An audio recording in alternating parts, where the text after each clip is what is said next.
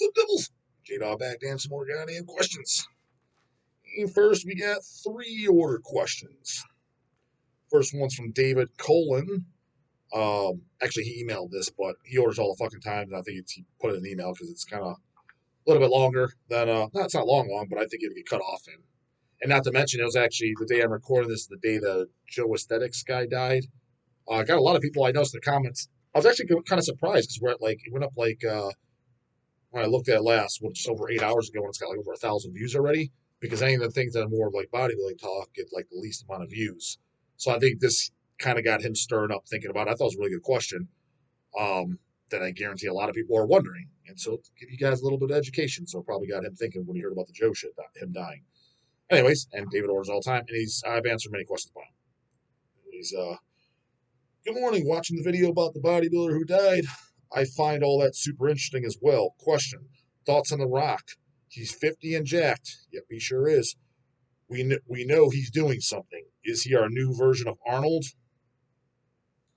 As far as in modern times, I would say he's probably the equivalent to Arnold. I mean, who's the next most kind of like jack guy doing movie roles? I mean, to be honest, is there even any jack guys? I mean, you got guys that are fit, like Jason Statham and shit, but no, I don't consider those guys jacked.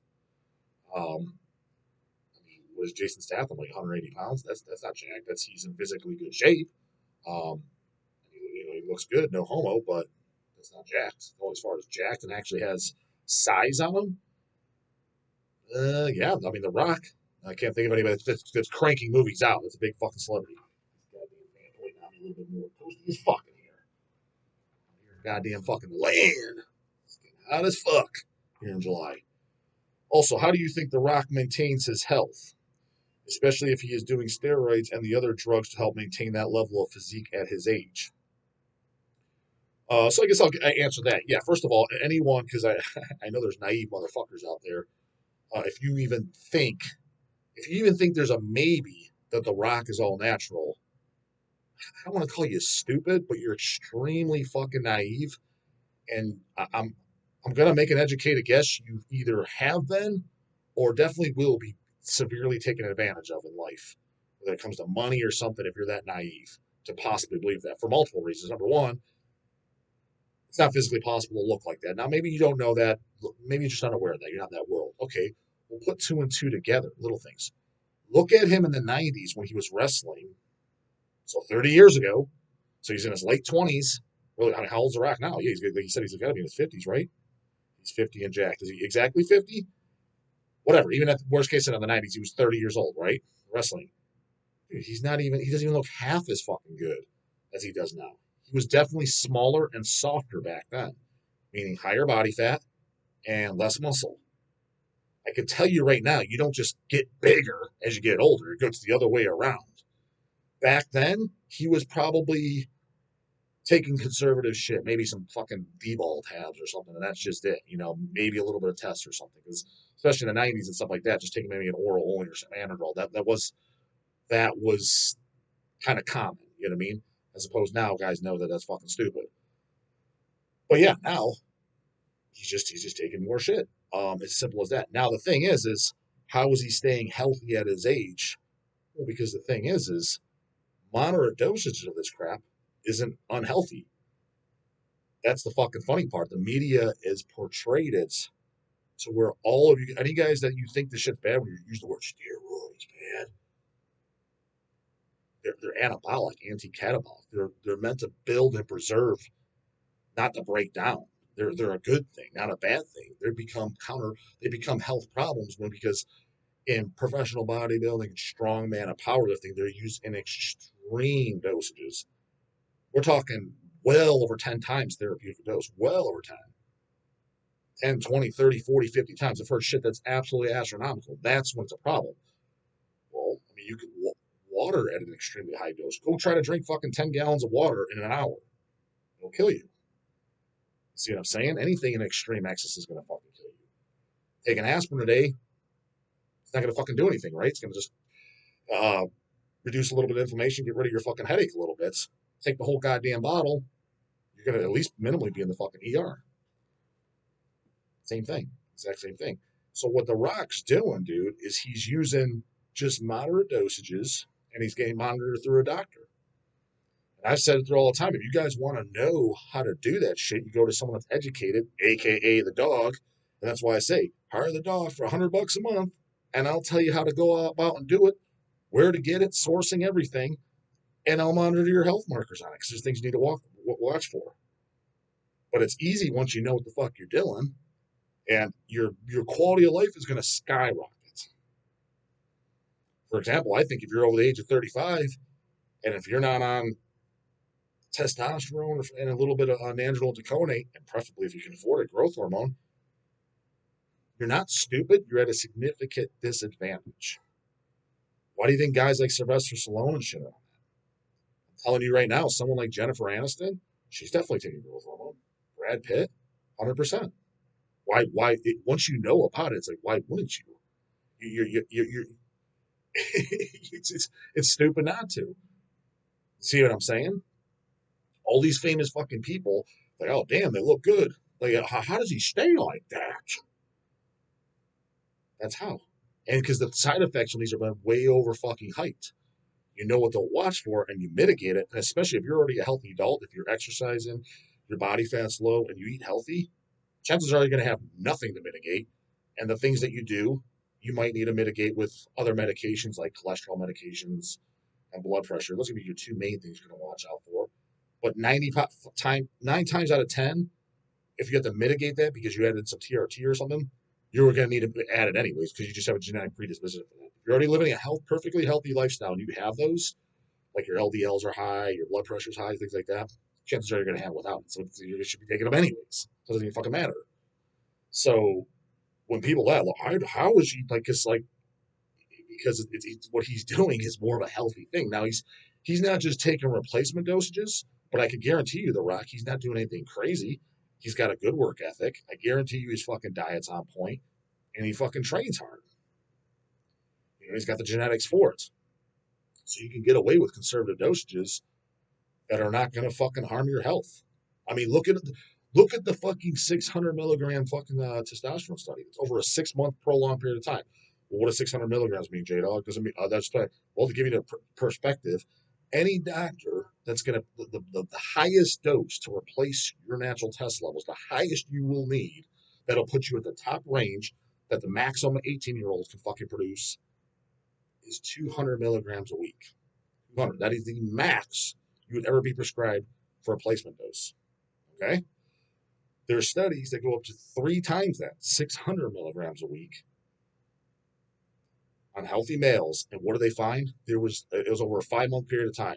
There was literally no negligence to their health markers at all. None. Go try to eat McDonald's every single day before and after. Markers going to be worse. Alcohol's way worse. Cigarettes are way fucking worse. Those are all legal though. So you guys are wondering, like, well, how does he do it? Because you've been duped. You've been had. You've been bamboozled about the truth that's out there. You're thinking this, you look at this as not a scary thing. You just blow up and you build muscles. You just sit on the couch. That's not how it works. Again, shut off that fucking shitty ass fucking TV, radio, because once I've seen the light and the truth, and you talk to people and shit like that, how badly they're lying about that, I'm like, oh, fuck me dead, dude. What else are they lying about of other shit I don't even follow? It's like, oh, they're just complete liars, blocking the truth. Put you at a disadvantage to make you weak. Why do you think the whole thing that why they don't like it too? It makes you more masculine. Why do you think they want a more feminized society? Do you know the reason why? Because the more feminine you are, you're easier to control. You're easier to obey. That is the reason. That's the conspiracy. Why do you think they're pushing the transgenders and shit like that? They're okay with it. Why? Easy to control. You're on a bunch of fucking tests. The androgens got more oomph to you, more fucking toughness, more manliness. They don't want that. Those people are harder to fucking control. They talk back. They fight back. That's the reason. That's not my opinion either. That's a fact. People in the know this. People in the high up knows that I've talked to and said like, they're never going to say that, but that's literally what it is. That's the reason. Because they want a more controllable society. So you want to be at a disadvantage, you go right the fuck ahead. But I'm just saying, yeah, The Rock, he knows what the fuck's up. Now, again, people discredit him. Well, he lies on TV and shit like that. He says he's not. It's because it's the general public. He knows what's out there. I would too if I was in his shoes. I would deny it because all you idiots, you don't know. And then you're just like, oh my God, that's why he looks like that because he takes steroids. That's why he's not telling you. Those naughty illegal things, those scary things that are safer than alcohol, even though I go home and chug it by the gallon every day, those things, that's why he's not telling you. Behind the closed doors of people that understand, people with fucking brain cells and know about this shit, he'll talk about it openly to you. It's not like he's trying to deceive people. It's just, all right, well, I'm in the public eye. This is what the public believes to be true. So he's telling you what he's got to fucking say.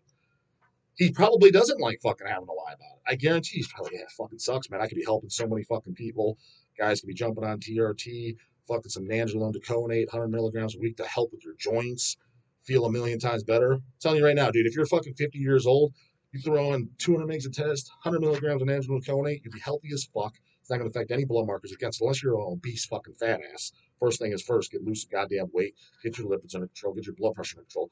You do that though, dude, you're going to feel way fucking better. Your joints are going to feel better. Your back's going to feel better. Everything. You're going to be fucking feel way better. And you're going to see where a lot of old guys walking around all fucked up and shit. It's because it's muscle wasting. That's what those were created for.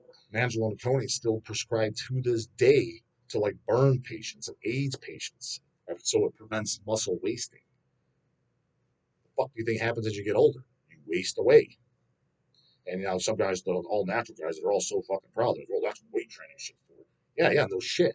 You need to do that too, but you're only going to. It makes it even that you're going to still start to waste around, especially as you get older. You know what I mean? Your joints might not be able to keep up, etc. So, yeah, The Rock knows what's up. That's what it is. Stallone knows what's up. Jennifer Aniston knows what's up. Brad Pitt knows what's up. Out of loopers, they don't. You want to get in the loop? Hire the dog. I think he is the closest we have to matching. We've had to matching Arnold. I'd agree. I mean, a bunch of others are a bunch of beta soy bitch boys out there.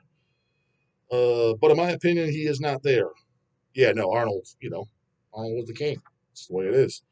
Arnold was on a different level, and that was the days before social media. Arnold got me into lifting. Most people in lifting, to be honest with you, especially if you're 30 or older. I just didn't have the discipline of diet. Yeah, that's definitely the suckiest part. No doubt about it. I saw Conan when I was 12 in 82. God damn, I wasn't even alive yet. With my mom and said, I want to look like that. Laugh out loud. Yeah, I know tons of guys that say the exact same fucking story. 100%. So, and I said, thanks, Dave. Next goddamn question. David Burdey. Jado, a question for the channel. And could you add a poser alert sticker to my order? Have you ever bought an album based only on artwork and the music absolutely end up fucking sucking?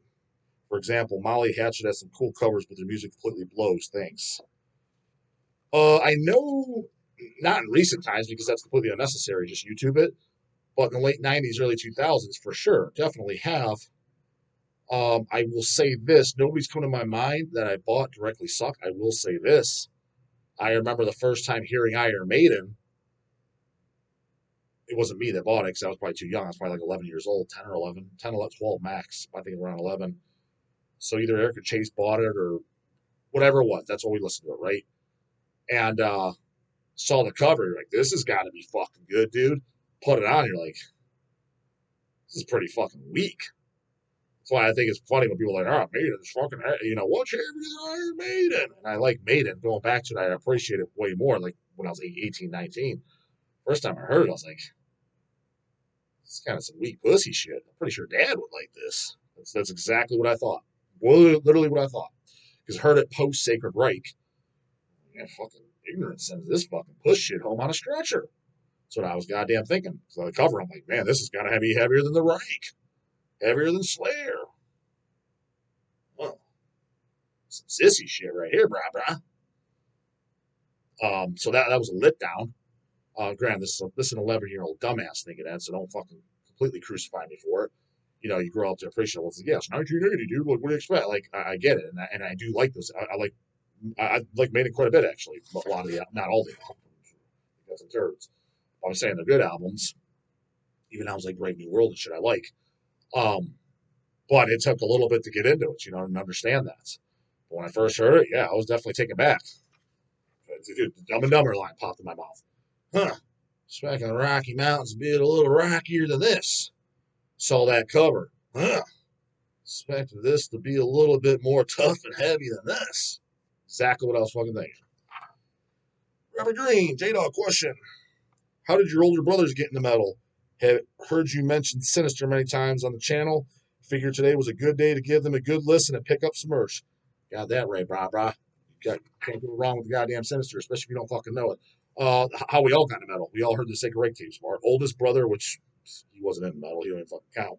Why I even had those? The funny thing is, so it was our second oldest brother. Our oldest brother's, I mean, not even worth mentioning because I kind of didn't grow up with him. He was so much older than me, and he moved out when I was like 5 or 6.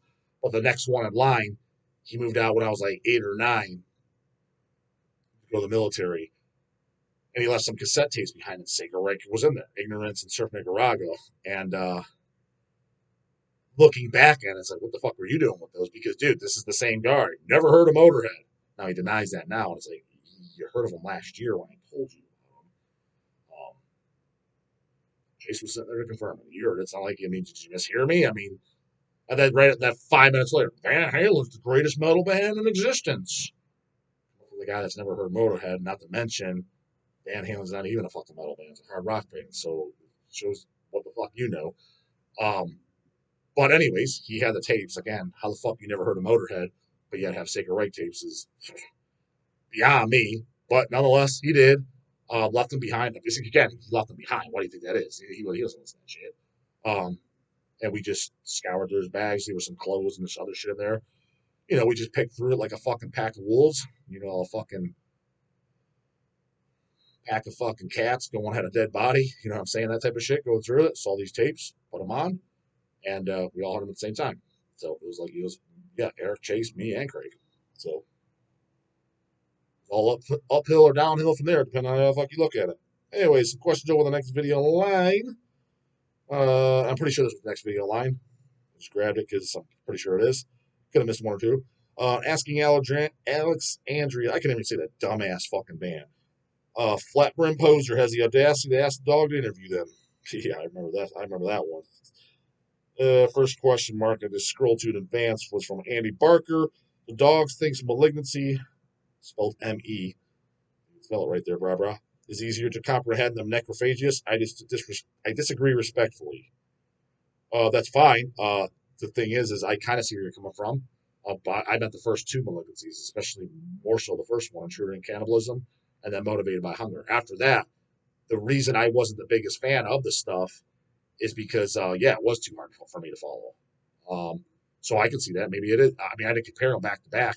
Later Malignancy or Necrophagius, which one's harder to follow? But I could see it being Malignancy, so I can see whether you're correct on that. But if I didn't say it, what I meant is Intruder and Cannibalism. And in that case, I do think Necrophagius is hard to follow. Nick Posada. Question. What's up, J-Dog? Currently listening at the gym. You into Hideous Divinity? Never listened to them. Fireball Magnets 666. Hey, J-Dog and the Devils. What are some albums that are absolute bangers, but shitty album covers? Man, we've answered this like 10,000 fucking times. On the flip side, what's some albums with killer artwork but are worse than dog shit? It's pretty much fucking the same question that the last guy asked. The second to last guy. Pretty much. Like I said, no one's coming directly to my mind on that. They definitely exist. I know that for a fact. But the Maiden story was the closest thing to that story that pops in my mind. It's funny, guys asking very similar same things. Speedery. Hey, J-Dog, I don't know if you have talked about them or not. What are your thoughts on Rotting Christ? First couple of rounds are good. I can't say that I know them as well as Sinister, who I seen them open for. Oh, it was the other way around. Sinister opened up for Rotting Christ in 1999. Sinister was touring for Aggressive Measures. And I don't even know what album Ronnie Christ would have been on in 1999. But their first couple albums are good, Greek black metal. But I heard it much, much, much later. Because for a while there, I didn't listen to Ronnie Christ for years because when I saw him live and shit, I mean, it was cool seeing him. I just remember it being a keyboard goddamn fest.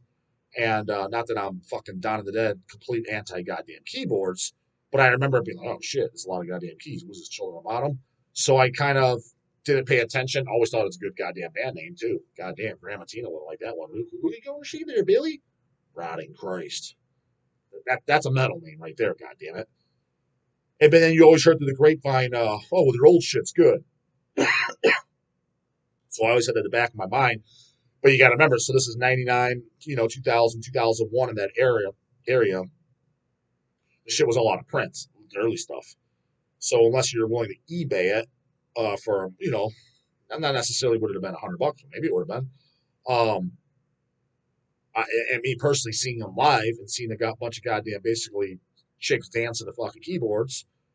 It wasn't that, but I'm just saying there theoretically could have been based on what I heard. It's like I wasn't enthusiastic to go spend it again. Can't pre-listen. This is pre-fucking YouTube. So 19-year-old and shit, keep that goddamn in fucking mind.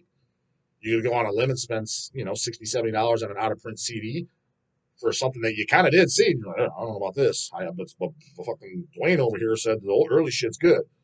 Was it just going to take him on his word? No. So you heard it much later when it got reissued. And I don't even know. It was probably like, when stuff started to come out again, I'm assuming it's going to be around the Back in Black times. It wasn't Back in Black, dude. I'm assuming it was just Peaceville. That's what kind of does it now. I don't know when they started pumping out.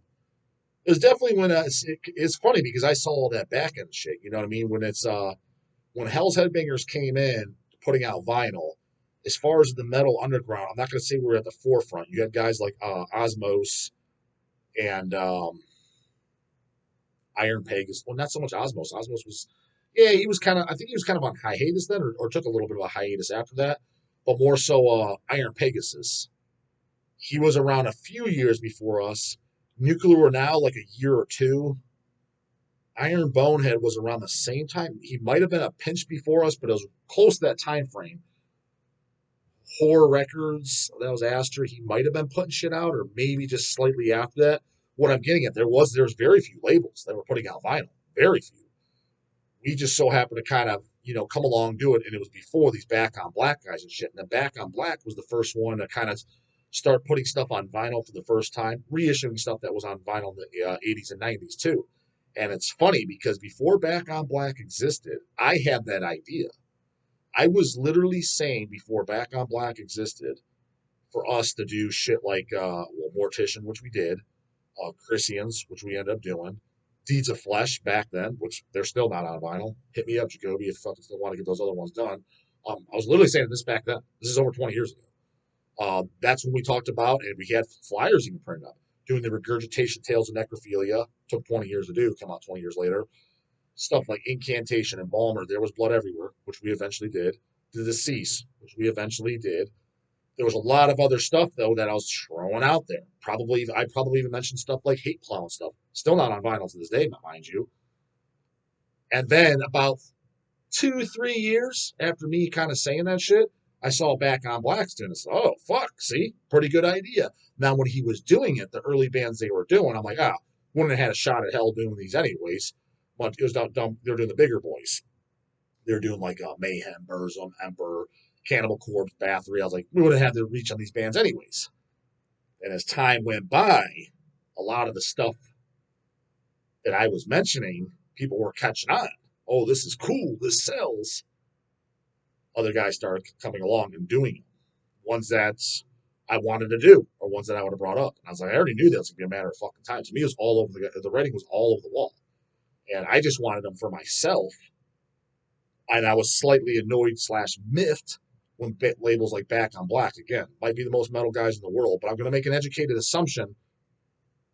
Again, who even owns that shit? Do those guys even listen to metal? Maybe they do. So chill the fuck out. It's Joey down there. I know him. He's been he bought the fucking goddamn Death demos when they came out. He's still up to date too. Okay, fair enough. Fine, then I stand corrected. But I'm just going to say, what I see some fucking corporate guys wearing fucking suits and ties that never even heard Incantation. I think that's probably the more likely scenario. So it's kind of like me. Yeah, I was going to do it as a business too, but kill two birds with one stone. Let's put it out. Shit, like for example, its fucking layout's almost done. Things like the Mortal Decay, Sickening Erotic Fanaticism. That's pronounced right that time. Never been on vinyl to this day, ever. CD came out in 1997. So a lot of this shit I've been saying, and it was kind of cool to fucking that we got to work with a lot of them. But it's just funny, over the years, like, all right, here we go, like, 'cause it didn't exist. None of these labels were doing this shit. And again, there's only a handful of labels. I'm not saying we're at the forefront when we came around the vinyl return, like I said, because for sure Iron Pegasus was before us, no doubt about it. Not 10 years before us, but a few years. So, but yeah, we were at that early fucking front line, so you kind of see where all the trends goddamn went. So, kind of have front row seats, you know what I'm saying? So it's kind of interesting. And let's see in another 20 years, kind of what other fucking trends come along. And again, I still got fucking front row seats. So, anyway, comes with as soon as you know what to do. But the Godbots get in for the morning. Later, goddammit.